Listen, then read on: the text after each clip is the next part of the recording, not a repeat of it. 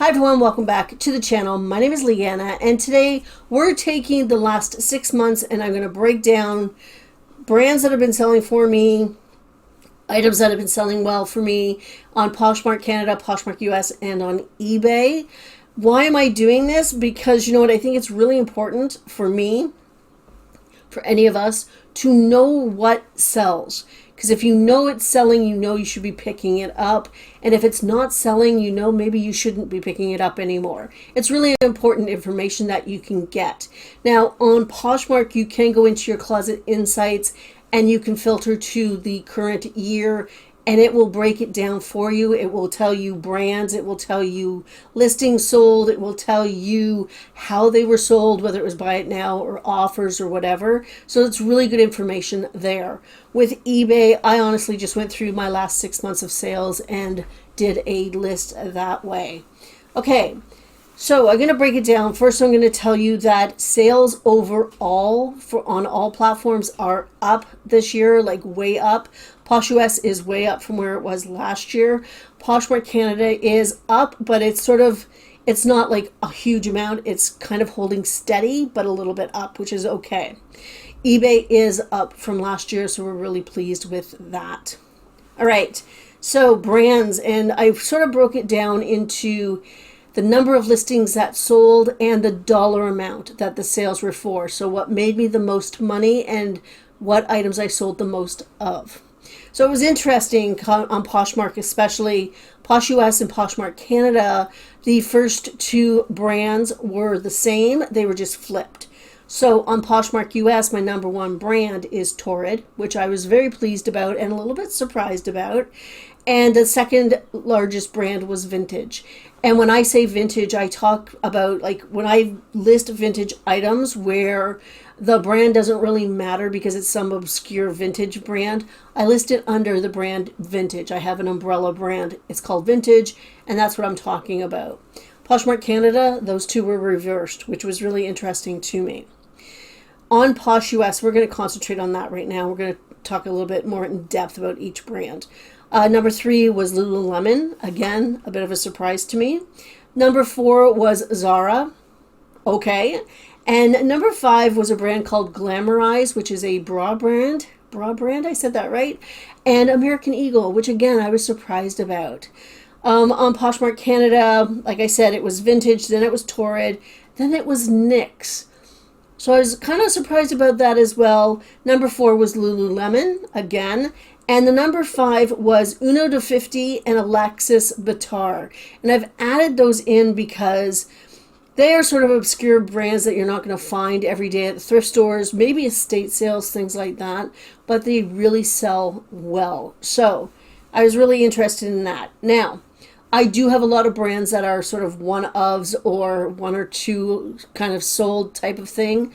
I am interested in these top 5 brands because some of them were surprises to me. I did not think that my Lululemon was selling that well, but apparently it's doing all right. I don't tend to pick up Lululemon at my thrift stores very often because it is marked up. Thrift stores see Lululemon and they mark it up to like $15, $20 or whatever, and it makes it really not cost effective for us as resellers to pick it up.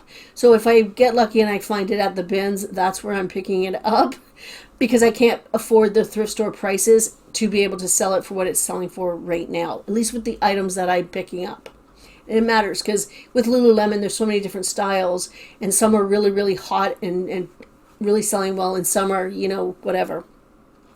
So with Torrid, if you've been around the channel for a while, you know I have a love-hate relationship with Torrid.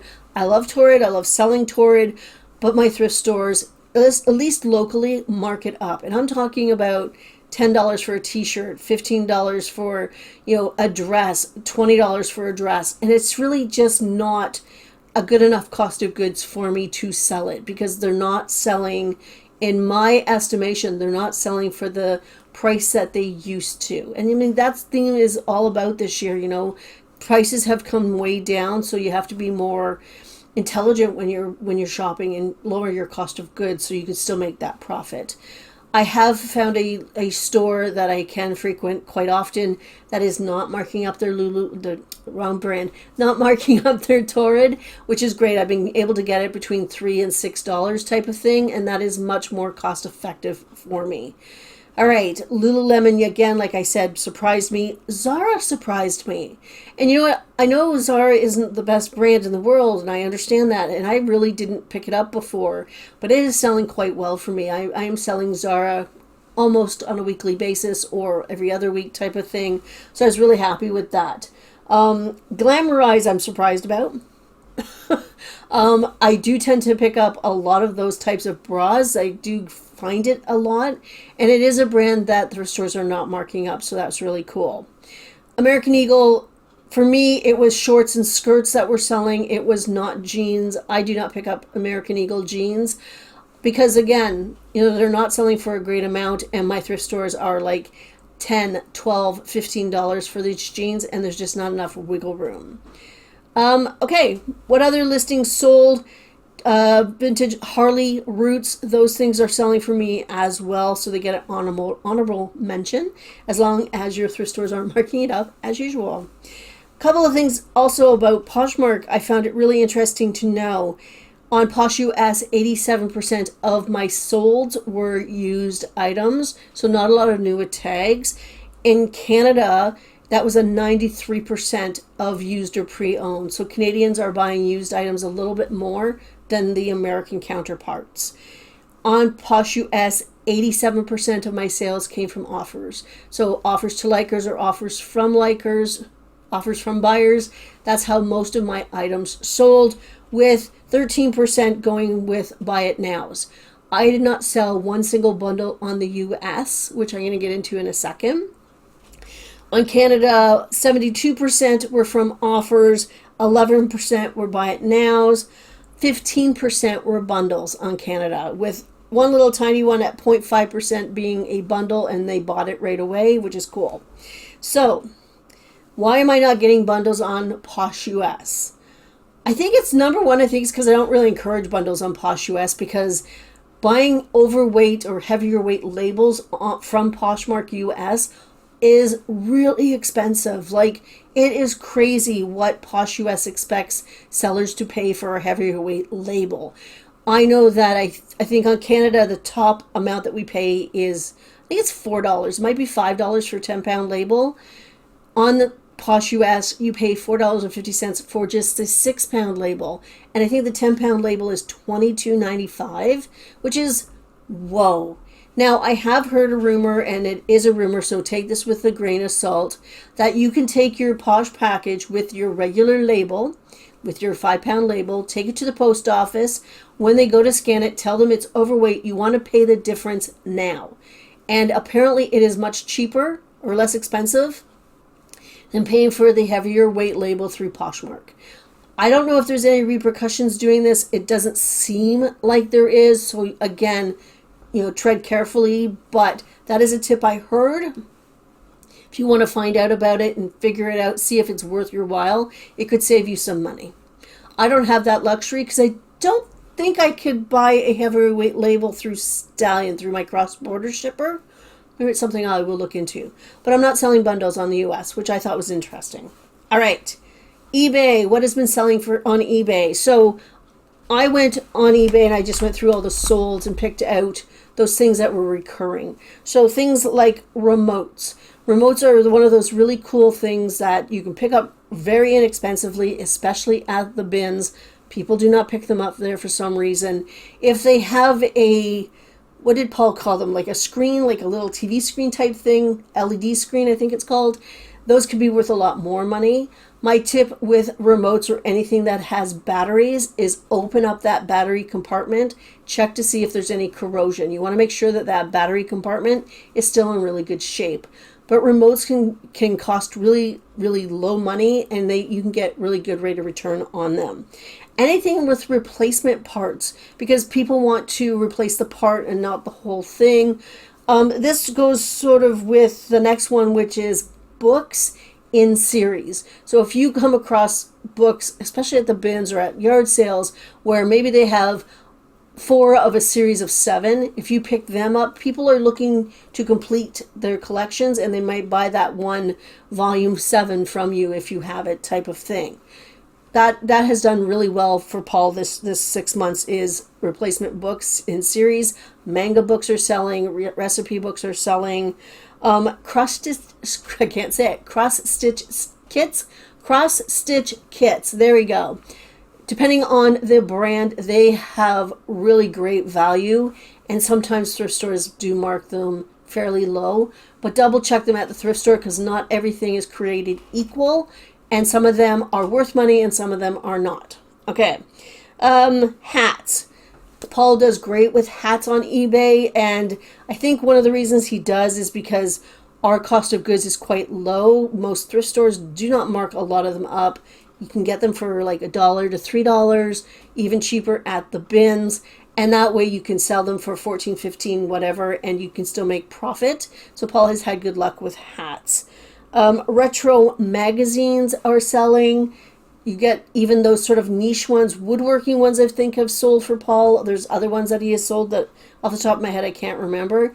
But magazines. And again, that could be, you could sell them singly or in like random lots of 4 or whatever. Old vintage PC computer games. You know, if you've been around, we went to the bins. This was a while ago, like I'm going to say maybe March.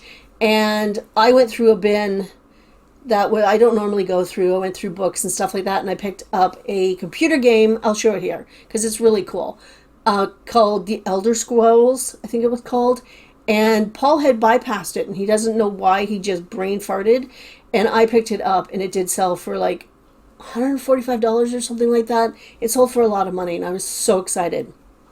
So vintage computer games, PC games, make sure they're intact, they have all the components, and they can sell for really good money. Of course, you're always going to double check these things as well.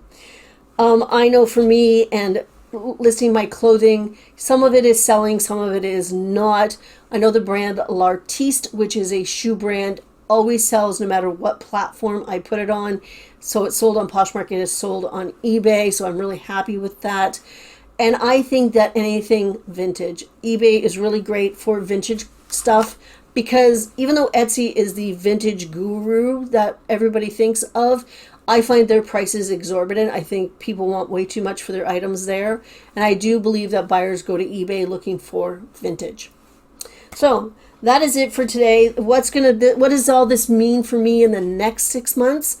For me, I think it means I'm going to be concentrating on getting those plus sizes out there, especially Torrid. I'm going to be looking more at vintage items. And I'm also going to be revisiting my prices, because a lot of prices have come down, and I need to rethink my pricing strategy so that I can get those quicker flips that I can sell. Because right now, with most platforms, especially Poshmark, I know there's this outcry about lowball offers and things like that, and there's lots of advice saying, hey, make sure you're pricing your items so that they can sell. And it's like, yeah, I want to price my items so they sell, but I want to have wiggle room because of the offer system, and I don't want to undersell myself. And unfortunately, right now, with Poshmark, with the live shows, and I'm not blaming just the live shows, but people are letting their items go for way under market value, and that's just the name of the game right now. So as somebody that doesn't do live shows, I need to sort of work that into my program and figure out how I'm going to combat that or compete with that. So I have to rethink my prices. So that is it for today. I hope you enjoyed this video. Let me know down below in the comments what you think of my brands. I'm not going to ask you for your best selling brands. I think that sometimes that could be a very private thing, and you don't want to let the cat out of the bag, and I respect that. But let me know what you think of my brands. Okay, everybody have a fantastic week. I'll see you on Friday. Bye.